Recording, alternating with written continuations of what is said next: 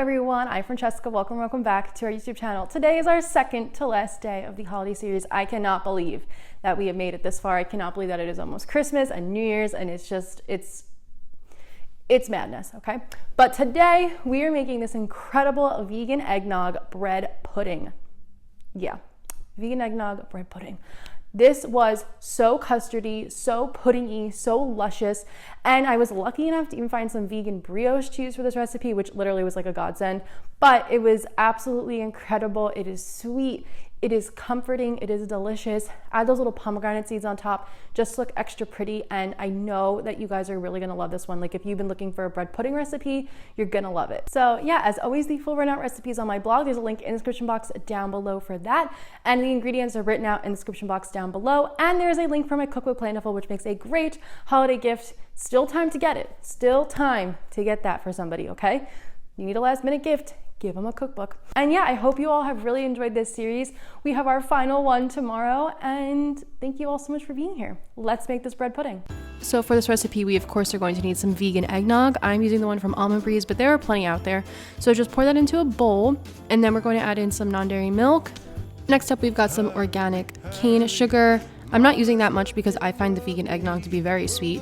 These are 2 egg replacers that I already made. I'm using the one from Bob's Red Mill. I really like that one. We're gonna add in some cinnamon and a little bit of vanilla extract, and that is pretty much it for our recipe. It's actually really not that hard to make this. Just whisk this all together until it, comes together, until that cinnamon gets dissolved in there and it looks a little bit more like this.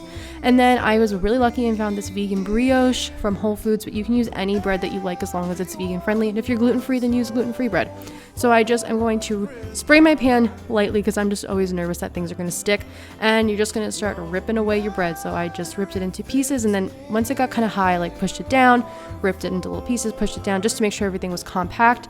Pour that mixture right on top of the bread, and then you're just going to let this soak for about 15 minutes just so the bread can really absorb everything. And then we're going to bake it. So we're going to put it in the oven first at 350 Fahrenheit for 35 minutes on the top rack, then lower the heat to 325 for 15 minutes on a lower rack. Make your glaze by combining some powdered sugar and vegan eggnog together, and this glaze tastes so good because it's just super sweet eggnoggy tasting. And set that to the side. We'll use that in a minute. And then this is our vegan bread pudding. When it's all done, it's gotten really nice and golden crispy. Let it cool for about 10 minutes before you touch it and put the glaze and the powdered sugar on top. It needs to cool. It needs to kind of just set a little bit, and it'll look something like this. A good way to test if it's done is when you stick a knife in it. It should come out mostly clean. As you can see, there's a tiny little bit of stuff, but mostly clean. Then we're going to add the powdered sugar on there, and then the glaze will drizzle on top, but also save extra glaze so you can drizzle it on individual pieces too, and extra powdered sugar, and so good. And this is what it looks like. The glaze kind of did seep into the bread pudding because it was still warm, which you do want to serve this nice and warm, so it will kind of seep in there. So now we can cut out a piece and put it on our plate, and it'll look like this. As you could see, very soft and custardy and puddingy. And then I'm just going to add more powdered sugar on top because why not? More of that glaze. And I also added some pomegranate seeds because I think they look really pretty and made a nice little garnish, and they're seasonal, they're beautiful.